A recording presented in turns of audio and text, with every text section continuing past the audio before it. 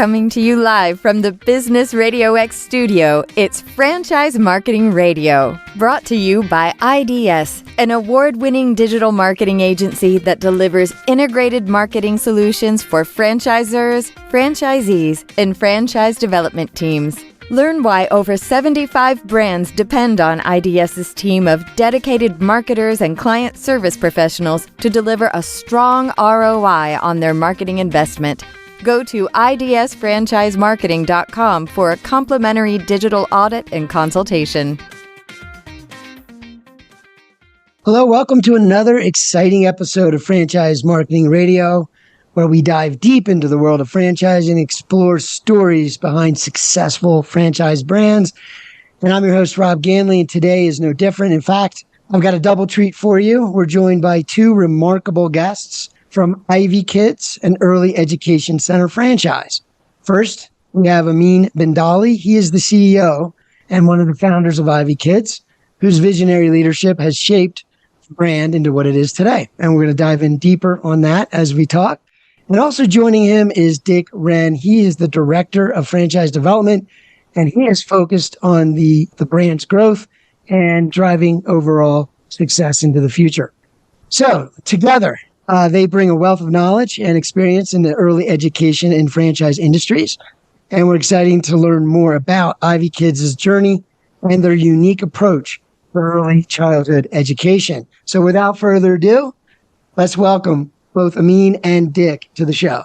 Welcome, guys. Thanks, Rob. Thanks, Rob. It's great to have you. So I'd like to start with you, Amyn, the CEO. I love the vision question. I love the why question of these brands. Tell me a little bit about how this came to be, what sort of was the why behind the vision, and where are you headed? Yeah, so I think the why behind the vision really started with, hey, how do we provide high quality care? And what does high quality care look like? And to give you a bit of a background with Ivy Kids, it was actually founded by my parents, Al and Layla. And they faced that conundrum when my brother and I were young kids. You know, we had moved to a growing suburb in Houston, bustling Houston area, and they really just could not find great childcare for my brother and I. We would be in school and then we'd show up with a bump and a bruise and there'd be no report as to why that was, no teacher to discuss that with, right? There was no curriculum. So my parents, being engineers, thought about childcare and reverse engineered, hey, what would a great school look like, right? What are the things that make childcare unique, and how can this thing be more than just a daycare? So since then, the vision, they're still very active, but I've kind of taken over those CEO reins since, has been a focus on curriculum and enrichment, safety, great food, and then us being successful operators of our corporate locations. Yeah, right. Profitability definitely helps to run a great business. And you actually, that was brilliant what you just said. I just want to mention something. I was watching an interview recently with Steve Jobs. It was his biographer. His biographer was being interviewed. And it was just talking about the last couple of years of his life. And when he was interviewing Steve, and one of the things he said, well, I don't know if it was that or it was connected, but here's what he said about, he was challenged on some technology and some things they had abandoned and by somebody in an audience. And his response was, we try to reverse engineer customer experience and start from what we want the customer to experience. And that's exactly what your parents had said. And I thought that's the way to do it, right? Because it's like not so much for technology's sake. It's what's the customer want? And that's what your parents did. And it's like, what do these parents need? What do the kids need? And what do we build? And that's what we need to focus on. So I thought that's brilliant. So tell me a little bit about that. What do you think is sort of the differentiators? And Dick, if you want to jump in, or Amyn, either one, but what makes you guys unique? What, if you had to summarize that fairly quickly, what is the differences? Yeah, I think when you walk into the school, you can immediately tell, hey, this is not just daycare. You're being buzzed in. There's a safety component to that, right? You're being led into a secure facility. You have a wonderful admin team that knows your name, that knows the name of your child. The school, it feels like something that, hey, is kind of an extension from home. It doesn't have that daycare smell. It's a nice classroom environment.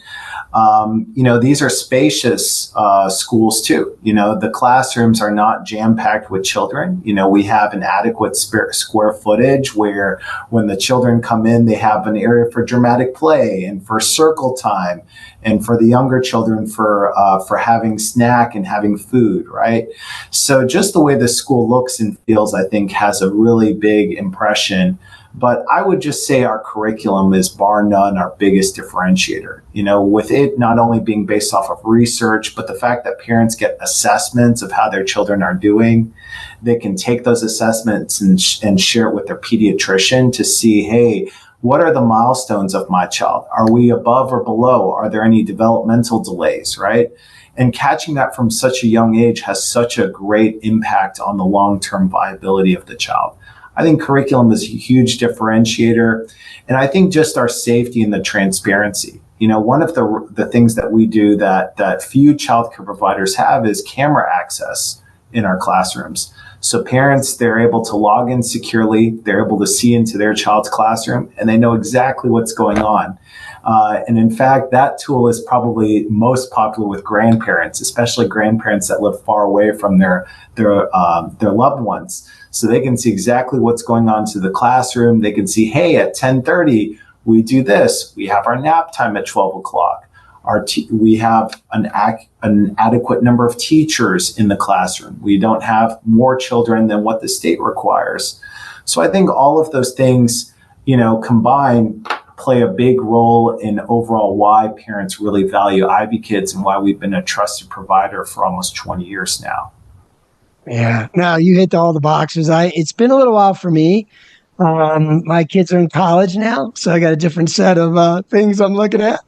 But I wish I heard that when I put my kids in that position. We worked with some brands, some franchises, weren't bad. Nothing like what you're describing there. Transparency, security, and education, so important. Like just being able to say to my son, because he was an energetic kid, to say, hey, I saw you today. I was watching you, I saw you were doing X, Y, or Z or not doing X, Y, or Z. Just one time you could probably do that and it would be good for the rest of his time there, right? Oh, yeah, absolutely. I mean, I have a 19-month-old and now a 7-week-old, but the 19-month-old we have at one of our Ivy Kids locations. So we put her in at 9 months, and I was nervous, just like any parent. And then now having that camera access, boy, it feels great, and if it's been a long day, just going on my iPhone app and seeing into that classroom. But now I'm like, man, when she graduates kindergarten and goes into elementary school, what am I going to do? I'm not able to track that child. So I think that's a conundrum a lot of parents are going to be facing on the road. I think you're exactly. You're like up-leveling education at that level, and then they go in, get a little older, and it's not as good. I think we should have the transparency all the way through. It would be helpful. I don't know if the kids would want it. But anyway, so let's dive into a little bit. As I hear you guys, and I know I've spent a little time taking a look at the brand, and I do interview a lot of different brands and business models. And the kind of candidate I was going to ask you, Dick, I know that obviously kids have to be darn important, kids to somebody to run a business like this, but I'm sure there's more to it. So what does a candidate look for? What are you looking for? What kind of qualities? It's a great question. I think one of our main points is just having someone that has a passion for this industry and a passion for education, and has shown that, and has potentially even has young children that may have experienced the same types of things that other parents are experiencing in terms of trying to find what Al and Layla did, is high quality education space. And then, we really want to try to find someone that has team building experience and management experience, because our facilities, there's a lot of people that are involved in it. So we have center directors and education directors, administrative assistants, and then a whole staff of teachers. And so you really have to have someone who has that skill set that, okay, I can assemble and build and manage a team to make sure that we're following the systems that we're giving to you. If you find someone that's too entrepreneurial, they may not be a good fit for franchising, because franchising is all designed around a proven operating system that we've developed for them. And so if we think that candidate may want to play outside of the sandbox, so to speak, they may not be someone that we feel is right for us. Yeah, no, that is so key and so important, because we talk all the time about franchise networks, and it's like one body, if you will, right? Like you can't, if one person's affected, the other person's affected eventually, and it's so important to have everybody on board pointing in the same direction, and that's not an easy thing to accomplish. But one of the reasons franchising is so successful is because of that idea. And I think when teams get lax, or the recruiting gets lax in terms of who you're bringing in, that just spells trouble for the brand and for everybody, really. I mean, it's not a good fit for anyone. So it's hard I know it's hard. Guys like you with experience know I'm not going to go down that road, right? I mean, if they're not a fit, they're not a fit. And that's the beauty of franchising, I believe, is that you take a lot of time up front, make sure it's a good fit, but then the success is usually pretty much a matter of following the process, which is awesome. So, okay, go ahead. Yeah, I just want to add one thing is a really unique part of Ivy Kids is that it's really a team decision too. This isn't something that just I make or Amyn makes, is that when we have candidates in for Discovery Day, they get to meet everyone on the executive team. And when we conclude that, we all as a team discuss that candidate to make sure that they're a right fit for every department. So they have to be right for operations. They have to be right for marketing. They have to be right for curriculum. And then, of course, they have to be right for the system in its own right, which is, I think, just a phenomenal way of bringing in the right people.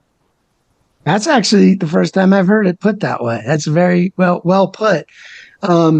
Because, what I'll follow up with, and either of you guys could take this question, but so what does it then look like, right? So they're going to, if they are the right fit, and then you extend the offer, award the franchise or what have you.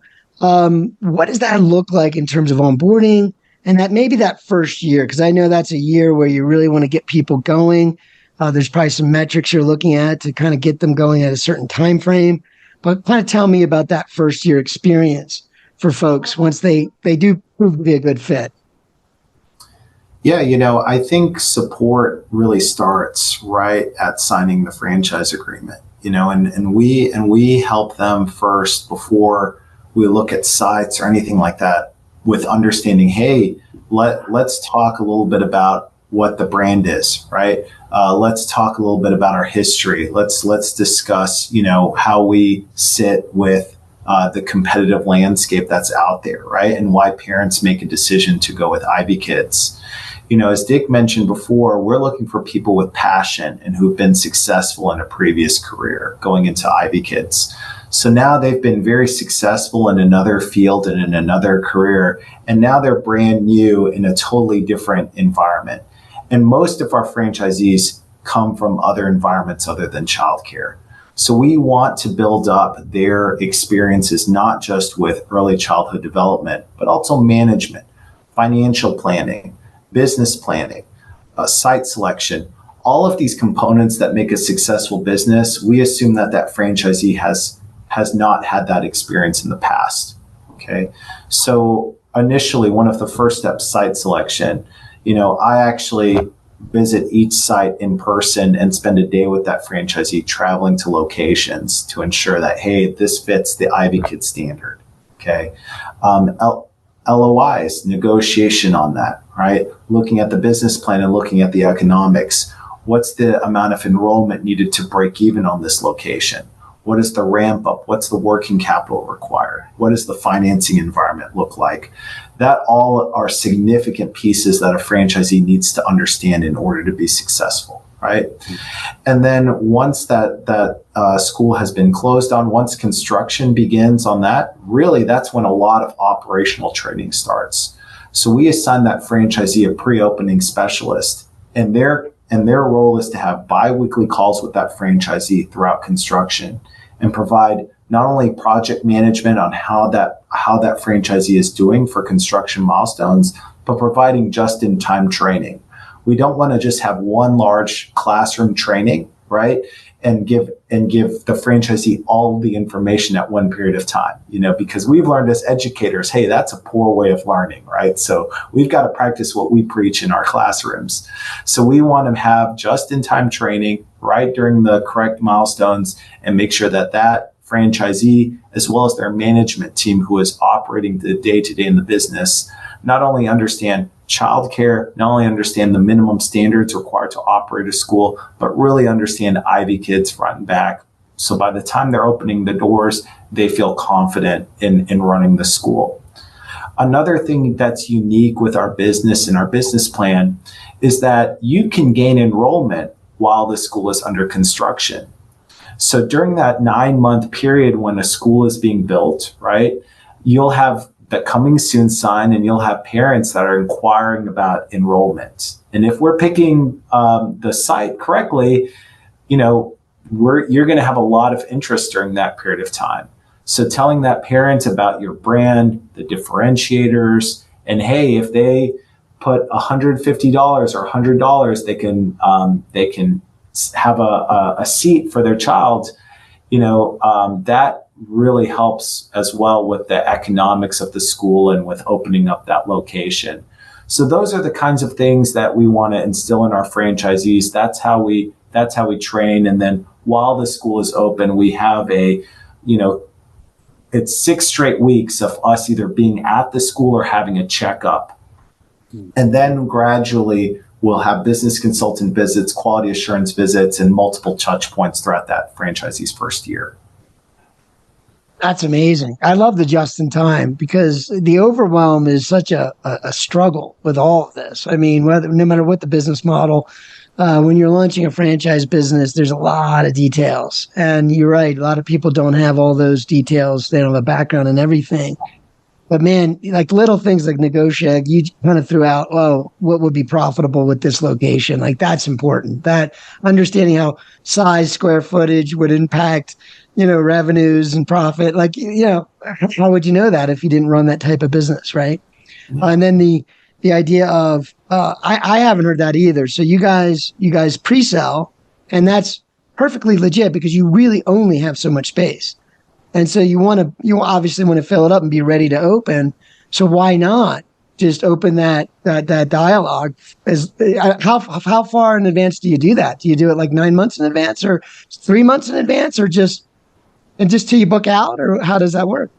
We do it as soon as we start the groundbreaking. So we'll invite the Chamber of Commerce, we'll invite the mayor, and we'll announce, hey, spots are filling up. So and they really are. I was at a groundbreaking a few weeks ago, and we had a parent that walked by in their stroller, and they said, "Oh, this is a childcare center. Give me some more information." And in fact, they pre-enrolled during that groundbreaking, which was a first for me. But yeah, I mean, I think, childcare is in really high demand. And the phrase childcare deserts is a phrase that Americans probably didn't know before COVID, and now is on the front of every parent with young children. It can be very hard to find high quality childcare. So, when we're starting that construction process, we're in markets where parents are searching for high quality care, and we've got to get our name out there. We've got to make sure that our owners, folks that are representing our brand, understand who we are, what makes us unique, know the details about our curriculum in order for them to have an educated conversation with the parent, for that parent to make that enrollment decision. Yeah. There's nothing better than natural scarcity. Like, I'm a big marketer, right? When I use scarcity, I want it to be legit scarcity. If you can work it, but you don't want to not say it. It's like, we only have so much space. Sure. That's the reality, right? So that works great. It's just, hey, I'd love to talk to you. We do things different. So that's great. So that's a great launch plan. Tell me a little bit, just as a follow-up to this, and then we'll go in a slightly different direction. But in terms of a follow-up, what types of marketing do you think is most important to this kind of a business? Obviously, word of mouth. There is I guess you got a cap, so you want to maintain that full vacancy, if you will, right? But what other marketing do you do, and how do you approach it? Do you just turn it on and off when you need to? Tell me how you approach ongoing marketing. What works best in your business? Absolutely. I mean, as you pointed out, word of mouth is critical with the success of our schools. Net Promoter Score, we survey our parents twice a year. We look at that number, in detail, and we look at every school, and Net Promoter Score is the best metric for determining your future enrollment, the best metric. But and then in addition to that, I would say reviews and making sure, hey, we're responding to every review. We've got great online presence. Part of our marketing too is our materials that we have on our website. Parents want to know a lot about our curriculum. They want to know about our differentiators. They want to know about the safety. What kind of violations have been had at the school? And those are things that parents can research and they can find readily accessible. You can see in any state the number of citations that school had, whether it's on probation or not. So having a great online presence is really important, but also making sure that those materials are accessible and transparent for parents is really important. Parents do spend a lot of time on our website looking at prospective parents, looking at what are the meal plans, right? What are the upcoming menu items looking like? What's examples of our curriculum? So we want to have those materials readily present. But I would say in addition to that too, I mean, we invest a lot of time and effort on our search engine optimization to make sure that parents are, that we're bringing in the right folks that are feeding in, looking for high quality childcare, that are not just looking for necessarily tutoring or home care, but are looking for something related to Ivy kids. I think those are great ways that we market. But even with old school ways, when parents come in, they come for a tour, right? They want the handouts and the booklets and the brochures so they can read about the curriculum. They want to have that really nice enrollment packet, enrollment folder. And then we want to make sure that, hey, each school really feels like a community asset in the area that they're in. That they're not just providing value to the parents that are there, but the community as a whole. So having great community events like a fall festival, a back to school festival, that's not just open to our parents, but really the greater community, blood drives, those type of things, they may bring new parents, but I think that creates a positive buzz in the community that, wow, Ivy Kids wants to open itself up to this area. It's a beautiful school. It's really trying to make a positive impact on the community. Yeah. No, I think a lot of brands approach it that way, and that community networking, can't be understated. There's other businesses. Everybody's a family. You never know who has kids that are the right age. So just being out there in the community, and that, I think that's why we all do this though too, right? I know the brand is important and making money is important. But it's about helping people, and it's about you helping people where you live. And that's what I love about all the brands that I talk to, is they do so much for their communities in so many different ways. So, but that is a great way to market, isn't it? That's no better way to say, hey, I ought to check them out. It's like not even just because you did the right thing. And so, and again, if parents are satisfied at this level, it is, they're just going to tell everybody about it. And they're hanging out with people typically that are like them. So I can see where that's a self-fulfilling engine, and you don't have to make it too difficult other than following the playbook, right? Providing great service. So before, I wanted to ask you guys about the business side a little bit, like what it takes to get started and what's possible with the business. Before I do that, though, I wanted to dive just a little deeper into the education, because I know that is so important. And I believe so important to everything. Like, I believe if we could do a better job with education early, that it would impact the world so profoundly. Like, I just don't think we've ever done it that well. And I'm sure you guys are really, closing that gap. So tell me, how does some of the modern technologies that we're hearing about today, we talked about a little before the show, what are you guys looking at? I know you're always keeping an eye on what works best, what will help these kids the most meet them where they are. But tell me a little bit about how you guys stay on top of that and make sure your education is some of the best out there. Yeah, I think that's a great question. So I think we look at a variety of items in order to make sure the education we're providing is fantastic, right? So the first is research, right? What does the research tell us for for ECD? One, it tells us how important it is that every dollar invested in early childhood development has massive returns, and it just lowers as you go to college. So going to a great childcare provider has a better return on investment than going to an Ivy League college, believe it or not, right? But, in addition to that, when we look at research, that's a huge aspect that leads to our curriculum development, right? Going into our curriculum, we call our curriculum the multi-prep curriculum because we use a multiple intelligence theory in order to provide great preparation for elementary school, high school, and onwards, right? And the belief behind that is that each child is different and they have their own genius, okay? Multiple intelligences, multi-prep curriculum. For example, you, Rob, maybe you're great learning in a group, right? Having people bounce ideas off each other, and then learning and you're hearing people and then you're taking that in. Whereas me, for example, I like reading a book. I like to sit in a quiet place and I like to absorb by doing that, right? So that is research that is very recent, but has been proven over and over again. And in fact, the pioneer from it was Harvard professor Howard Gardner. So as a result of this research, we took our curriculum and we said, hey, let's take one concept and let's teach it in different ways.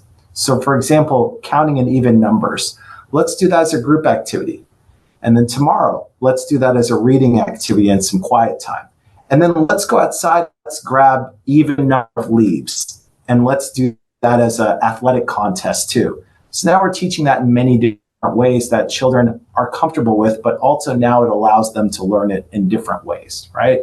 Yeah. So I think we look at that and we think, okay, that's research-based, okay? Yeah. Other things, when you're talking about technology, STEM, you're hearing that all the time, right? And STEM has been on the forefront with us since we opened our first school in 2005, okay? Since that first school, we've taught science and coding for children ages 2 and up. So they're walking in and we have an enrichment coordinator. We have curriculum, again, from our Ivy Kid Systems team that provides this. And those children are doing science-based activities. They're doing coding on a smart board, or they're using offline tools to still learn the concepts of coding. Okay. Wow. Because another big research piece that's come up has been screen time, right?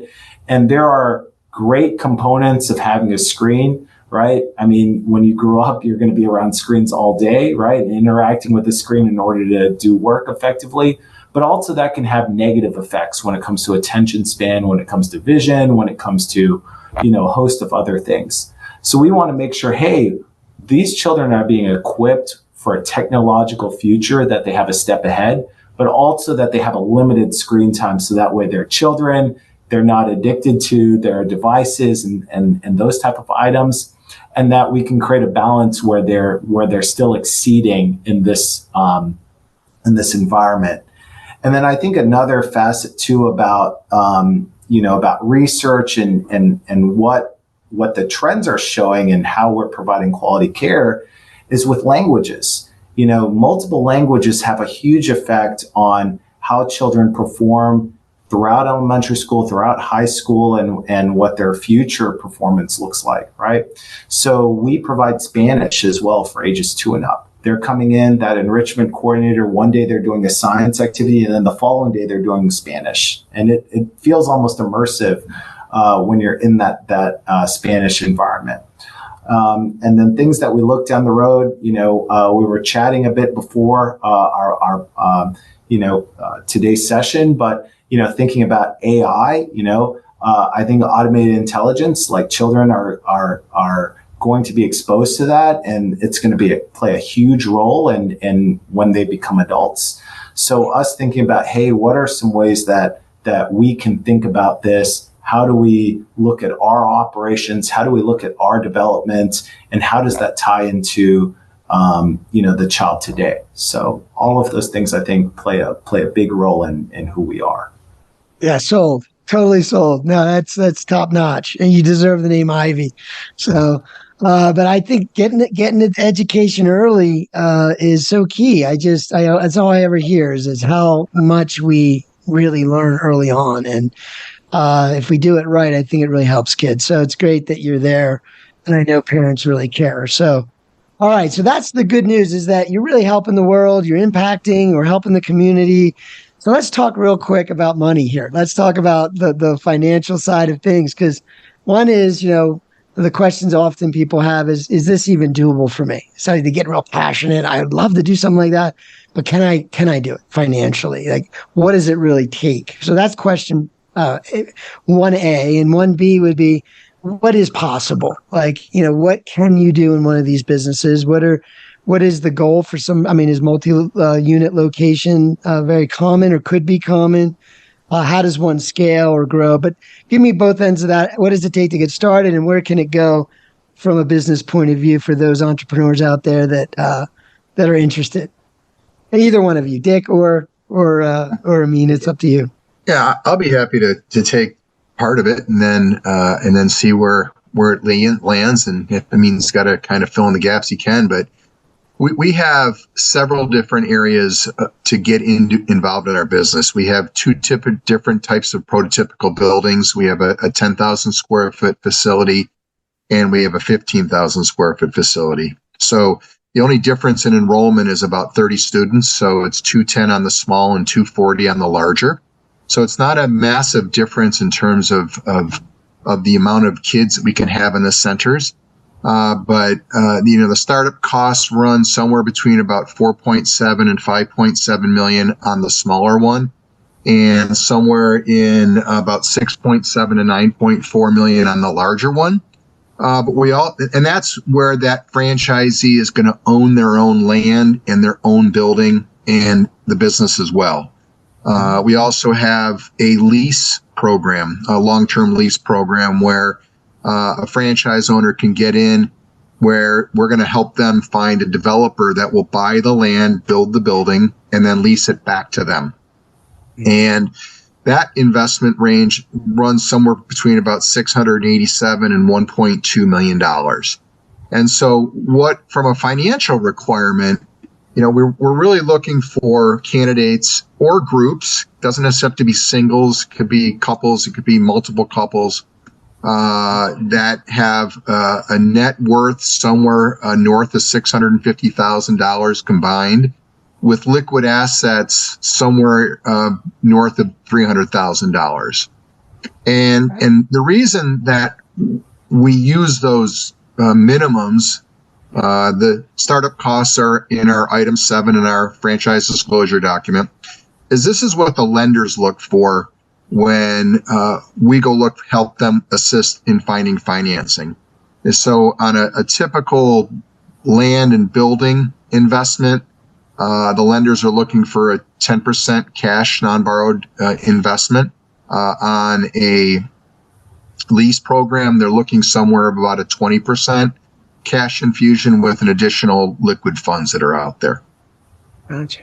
Well, that sounds doable though, right? I mean, that is for folks and most franchisees, they tend to be later in their career, and it could be something that they do as a second step. But I mean, that number seems very doable for a couple of professionals that have been working out there for a while and want to do their own thing. It's not, when I think of some numbers, it is a much bigger concern, right? But that's very doable. And you have a couple of ways to do it. But so the ownership, that's interesting. Is that how unique is that with your model, that they typically will have an opportunity to own the building and the real estate along with the business? Is that sounds like it would work out quite well. It's one of those things where the early franchisees that we've had in the system have all owned their land and their buildings. And over the last 3 to 4 years, because of the cost increase in land and construction, is that it may prohibit some folks being able to get into this business from that type of side of it. Mm-hmm. And so the lease program was done to be able to say, hey, we can get in at a lower investment, but we can still own a very profitable business. And we have really nice, strong item 19 off of our franchise disclosure document numbers in terms of revenues and EBITDARs. And so, it's a strong investment business-wise, and then it can also be a strong investment from a real estate standpoint. But I'll let Amyn tie into that too, also, just because he's got a lot more knowledge in that area than I do. Yeah, no, I mean, I think, having an option to lease, I think that creates a lot of opportunities for folks that, don't necessarily want to tie their capital up in real estate. It allows them the opportunity to open a second location, potentially at a faster rate. And I think too, just addressing your previous question on area development, Rob, I think that is definitely a strategy that we've been interested in. I think we'd have to find that right fit as a franchisee, someone who has that passion, who has an operator, and who has a real concrete plan of how they would open multiple locations in a period of time. Really for us, and what our strategy has been is, hey, let's find you as a great operator. Once you've proven operating that first location really well, then let's talk about opening a second location. And I think that helps with making sure, hey, they're not overextending as far as capital, as far as building out an infrastructure, and that this is the right fit for them and for us as a franchisor. So that's been our growth model so far. Yeah. When I listen to guys like you talk, I'm thinking to myself, it would be extremely expensive to have you, someone like you to advise me on those types of things, right? I mean, these are just high level things you wouldn't necessarily get involved with in your background unless you happen to be in real estate or you bought different businesses. But as I said, these are the pitfalls that really, keep people from success when they start their own business. So let me ask you this as we wrap the show up. I'd like to ask the question, and I'll give you guys both the opportunity to answer. Is there, any advice that you would give? And you could make this for someone that might be respectively looking at starting a business or a franchise, or somebody in the industry that is maybe in your space. Any tips or advice on how, if you're looking for the business, what you should be looking at for yourself?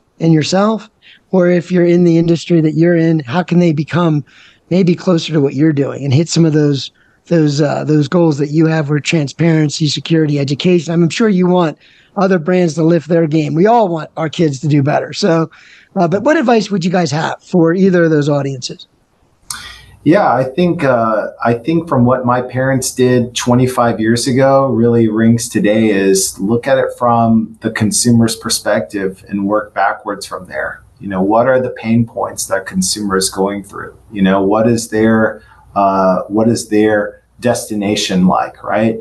And then when you're building those differentiators, how difficult or easy is it to replicate? And I think from that, you can kind of look at, if it's a viable business or not, and if it's worth starting or not. And from that, I think take time, especially if you're thinking of franchising, and invest in opening your own locations, in multiple of your own locations. And I would say ideally in different markets. You're the only way you're going to, I'll put it this way, I would feel more comfortable if I knew that the person franchising has gone through the pain points as myself as a franchisee. That they understand what it's like with a royalty and with a marketing fee, right? They know what it's like being an operator in multiple environments, and that the best practices are coming from someone that's proven. So we took that time over a course of 10 years to really hone in on our operations, open multiple open multiple locations, write all of our processes down before we decided to franchise. And I think that's what led to success today. So I would definitely advise, hey, think of it from the end user, right? The child and the parent for our business, and then open those locations, understand the pain points before deciding to franchise. Yeah, brilliant. Yeah, well put. And I think, again, it's why franchising is so successful, but you can see there's a lot of details to consider. It's not easy. And you guys invest 10 years learning the model, perfecting the model, getting better at the model. So that's what you're looking for when you want to partner with a franchise brand. Nick, what are your thoughts? Yeah, it's a great question, because I think, franchising in its own right is just a wonderful business model, because the success rates are through the roof compared to a mom and pop, right? The success rate of franchises runs somewhere above 90%. You start your own mom and pop, your failure rate is somewhere about 50%, which is pretty large when you think about that.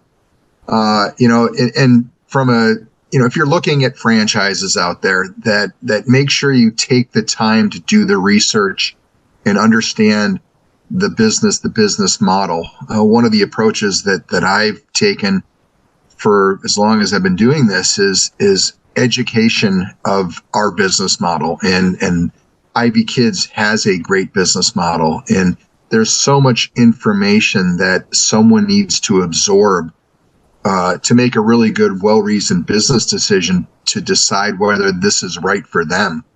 But it also has to be right for the franchisor. I think there's this misconception that if I'm interested in brand A, that I'm going to get brand A, versus, well, let's educate you on our brand, and then simultaneously we're going to learn about you.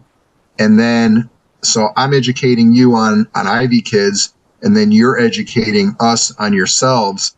And at the end of the day, if those two match up and it's good for each side and it's a win-win, then it's great. But sometimes it's not right for the franchisor, and sometimes it's not right for the candidate.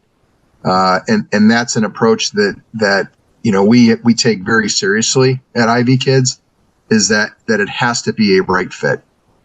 Yeah, that's the key to the success. It's the key to the growth, right? It's no one's happy if there's any failure.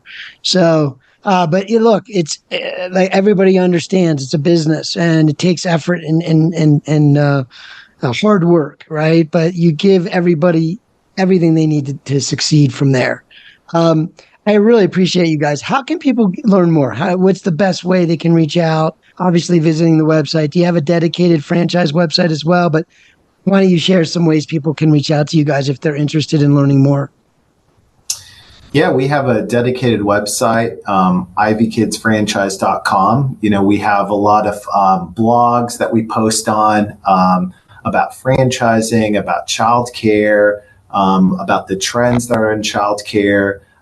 We've got a very active LinkedIn, so follow us on LinkedIn. We post frequently there. And you can always just email myself. It's my first name, Amyn, AMYN, at ivykids.com, and Dick at ivykids. So sorry, Dick, if I'm giving away your email address without your consent. Okay. But yeah, you can reach out to us, and we're happy to talk franchising, happy to talk Ivy Kids. Love to connect. Yeah, you got it. As long as it's not clickable, we'll share email addresses, right? Put them on the website. That could get hazardous.